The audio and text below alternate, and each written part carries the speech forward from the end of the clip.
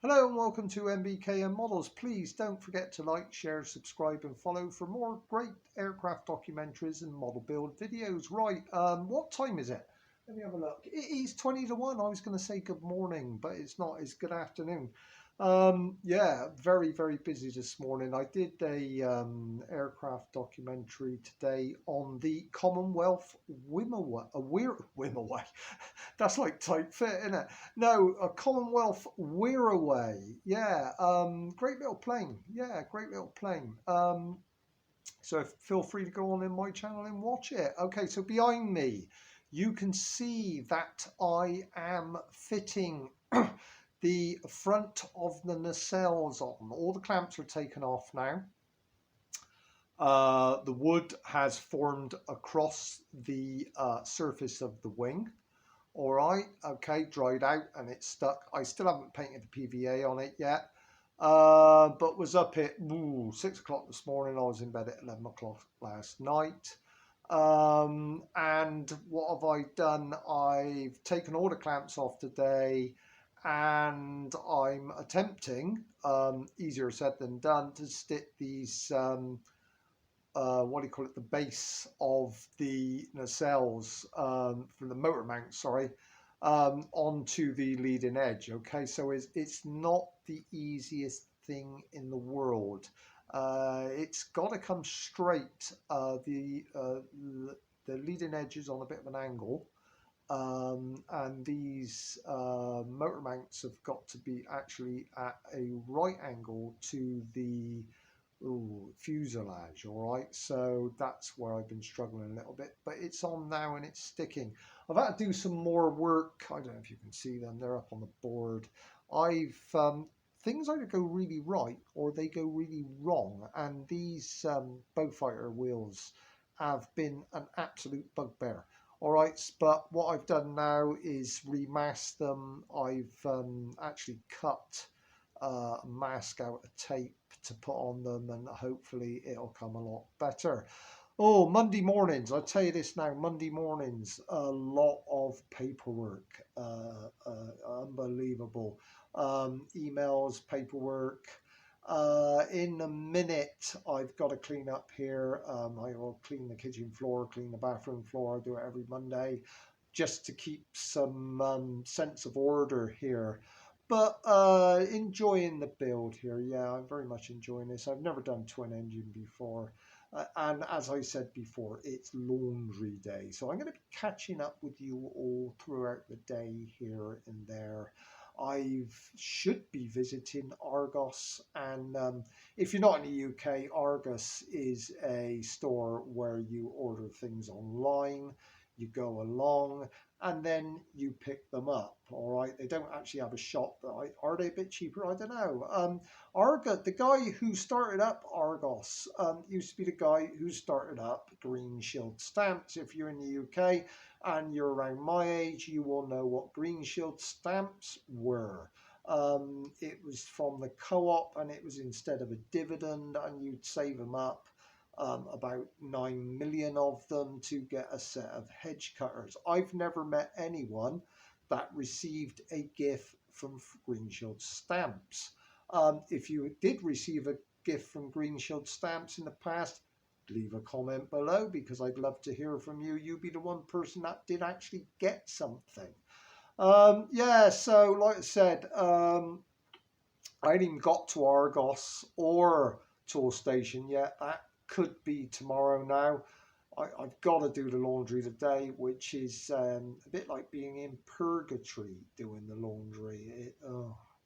It's just boring, and you've got to do it. It's got to be done within 90 minutes. But that will be successfully secured later on. All right. So I'm gonna cut now, and I will speak to you all a little bit later. Well, hello and good evening. Yeah, a very, very busy day today. Like I said earlier on, I had to do the laundry, so everything on a Monday stops for this. I've got to be down there at just gone 4 o'clock to do it, and you only get 90 minutes, but I've spoken about that before. So today I've done quite a bit. I do a clear up in my home on a Monday, so I do the kitchen floor and the bathroom floor every Monday, which has been done. But I also made a really good inroad on one of the nacelles, all right, and that's making sure that it's secure to the wing. Yeah, I've never ever built a twin engine plane before. Plastic kits. I mean, I built what do you call it, short Stirling Airfix back in the 70s, and the Lancaster. Um, but I've never built a balsa twin engine. So at the end of the day, trying to get the old neural pathways working to fit this on as the mounting bracket for the motors uh, comes out at a right angle, 45-degree right angle to the fuselage, where the wing's on a slight angle. So not that easy. But what I did is I brought it back in and marked the angle on the plan, and then I was able to put that onto the wing, where I stuck one end with super glue, and then the other end I left free until excuse me, one end had stuck, so I could then sort of move it around so it looks right on there. I had to look on pictures on Google of the airspeed envoy for this to see what angle these nacelles and engines were, but it's come good. I won't show you it now because it's in the back room, and I've finished for the day now, so I'm taking it easy. I'm going to jump in the bath soon and chill out for a bit, and then I'll get back to you, and then I'll have a chat then. The wheels are coming along, but I really do feel the wheels for the 32nd scale Bowfighter, they're coming along. I mean, what I did is I got some masking tape here or somewhere. It's somewhere. Yeah, there it is. Okay, so household DIY masking tape. All right, what I did was the compass I've got, which is a kid's thing for school, was too the diameter of the circle was too small, so I used a one of these 18650 batteries that people use for all sorts of things. All right, and that um, was pretty much the right diameter for the wheel hubs. So what I did was I cut some out of tape. All right, I marked on the tape, cut them out, and then stuck them on. But I really do feel that I've got to go down local model shop down to Antics, possibly tomorrow, and get a far smaller brush. I mean, I've got small brushes here. I've got one brush that I cut down, but it doesn't seem to be small enough for me to get in to do that sort of final touch up to make it look tidy. So I'm sort of fighting against it all the time, but I'm going to leave the tape overnight, and so I get a nice clear edge and see what I'm doing.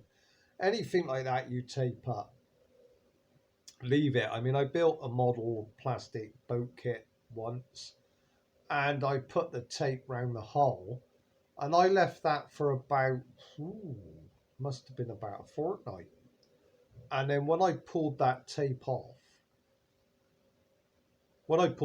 off, it really did give this really nice hard line on the paintwork, between the red and the color that you're doing on the hull. Yeah. So recommended that if you do tape anything up, wing leading edges, trailing edges, or anything, leave the tape on there for over 48 hours, 72 hours. And then when you pull it off, you get a nice hard line on it. All right. Um, that's what I've found works for me over the years. I've got some of that. I don't know where it is. Putty for camouflage here. I'm going to do the Bristol bow fighter in the Middle East colours from World War II. I quite like them actually. It's mid stone and then one of the khaki browny, I don't know, light colours that go with it. It looks pretty cool. Where I'm going to get mid stone, I don't know. I'll have to ask them in the model shop because trying to. I like to use Vallejo. Yeah, Vallejo are very good paints for me.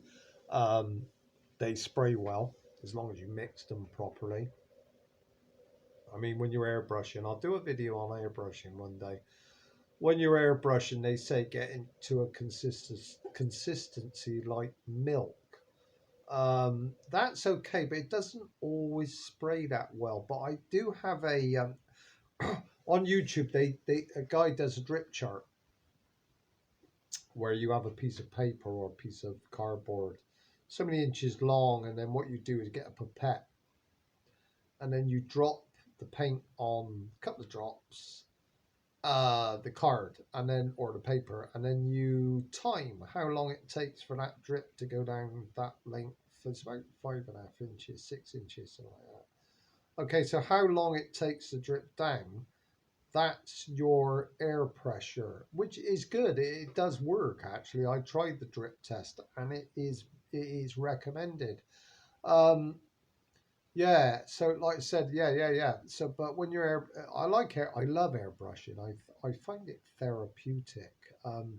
There's nothing like getting it, getting the airbrush going and it's working fine, no clogs or anything. Usually, I mean, I tend to put the airbrush.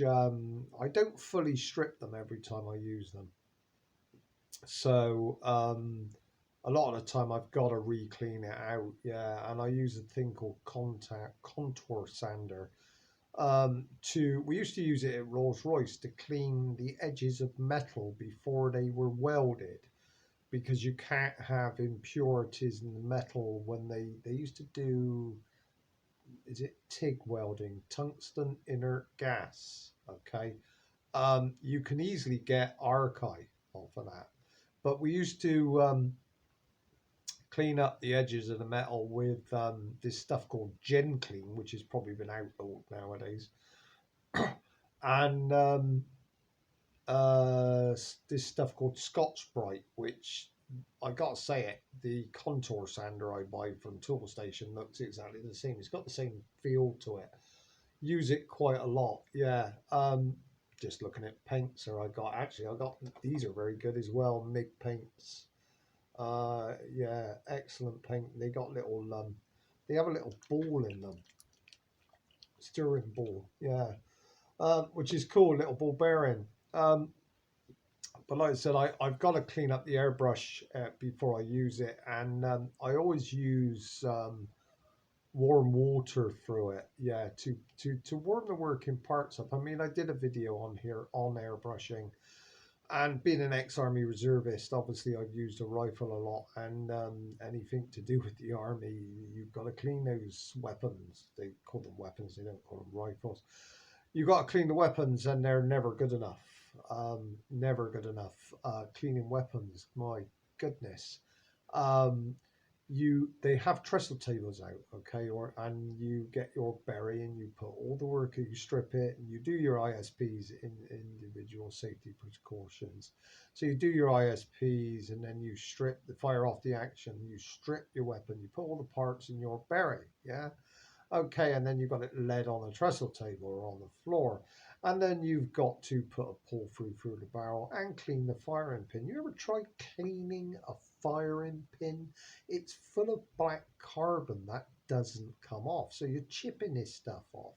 You're cleaning the barrel. You take it up to one of the senior ranks who's organizing cleaning weapons. Yeah. Okay. Um, and you go up and it's not good enough. So you clean it again, chip more off, clean it again, take it up, not good enough. Yeah. And it's never ever good enough. And I've never had one good enough. But what happens is then you carry on cleaning it, and then all of a sudden they say, right, let's get all these weapons away, and because it's like dinner time, yeah, right. So all the weapons that weren't clean enough go back in the armory, and the armory door shuts, and then you can all go and have your dinner or whatever. Yeah, so they're never clean enough. They're probably people the army now or every army in the world. Their weapons are not clean, never clean enough. Cleaning weapons, my goodness, it really is. Because you come off the range, you're tired. You've been in the open air all day, running around. Also, I don't know, whatever you do, you've got more energy when you're younger. But you come back and it's warm, and you are tired, and you've got to clean these weapons. And it's like, oh my goodness, yeah. So, like I said, they're never clean enough. But it's very much like the way you would treat that if you've been in the army or any of the armed services, in all of it, the way you would treat that rifle, which is with total respect, because effectively you could kill somebody with it, um, and you treat it with respect, and the way that you clean those working parts, very similar to the way that I treat an airbrush and like that I clean those working parts. So it's left cleaned. Okay. However, it's never clean enough when I come to reuse it. So I've got to clean it again. I never let the paint stay in it, but I'll do one of these daily life ones and grab the airbrush. It's not, I've got this one. This is a cheapy Chinese airbrush. I can't afford the expensive ones. They're £60 a time. But this is what's called a K Moon, and it's very good. Yeah, you've got a sort of double adjustment going on. You've got your air pressure one at this end, and then you've got this thing here, which tends to alter the arc of the spray, which is pretty cool. I don't put the tops on them. I always leave the tops open because I don't even know where they are. They're here somewhere. But I mean, when you buy these, they're not that expensive, under £20, and they come in a great little box. And then with this one, you get a variety of needles that come with it, and adapters inside. I mean, I just unscrewed that with it. Yeah. So let me have that. There we go. There's a needle there. Look, all right. And that needle, before you start, has got to be clean. All right. It's like your firing pin. It really has got to be clean. But I'll do a separate video on airbrushes because, as I said before, I mean, you get this, you say to a fellow model maker, "Do you do airbrush?" Yeah, well, I got one, but it's in the garage. That's because what's happened is it's got clogged up. They don't know how to use it, etc., etc. I mean, the first thing I did when I got one, and it took me a while to put it back together. I wish I hadn't, but it did me a lot of good. I stripped it complete and then put it back together. The first one I had, I completely messed up. I just didn't understand the way it worked. And I made a real pig's ear of it. And then I bought another one. And then I successfully stripped that one, put it back together, and successfully painted things with it. Yeah, so it's cool, but you've got to have, for any plastic model which you use an airbrush is for, you wouldn't use an airbrush on that huge 60-inch span, 54-inch span airspeed Envoy. You would use dope and probably maybe a spray can. I don't know, possibly. I'm not sure, but in all of it, with the plastic models, you've got to make sure that you've got that base undercoat on, all right? Especially if you're airbrushing, because you're airbrushing acrylic with acrylic thinner on there. So in all of it, you've got to have something for the paint to key to. Okay, I'm going to jump in the bath now, so I will see you all after. Okay, so I've taken a bath now and I'm relaxing and I've got some food on. Yeah, very, very busy day on Mondays. It always is. I mean, what time is it now? It is now 10 to 9. Yeah, so lots of work done. I'm going to have a look at peeling these off tomorrow, though. I want to get a good edge on the wheel hubs on them. I'm really sort of like, I'm a very hard taskmaster on myself, quality control. So I really want to get the hubs, the edge of the hub, nice and crisp on these, and it hasn't been happening, but it will happen. Yeah. Um, yeah, so lots done today. The first nacelle is coming along. The original plan, it's supposed to be covered in paper, but I'm probably going to cover it in either 30 seconds. Yeah, 36, 60. Is it 64 sheet is too thin? You put your fingers through that. So most probably 30-second sheet balsa. And I'll make them out of that. And then you've got block balsa on the trailing edge at the bottom of the nacelle, but that's not an issue. That can be just sanded round, etc. Yeah, so tomorrow I'm going to, I don't know what I've got left on the first nacelle. No, I'm going to carry on. I'm going to do the second nacelle, get that motor mount and bracket on there. And then I'm going to have a look at these wheels. Okay, so I'm gonna wish you all a very very good day, good night, good evening, and I will speak to you all tomorrow. Once again, thanks for watching, and until next time.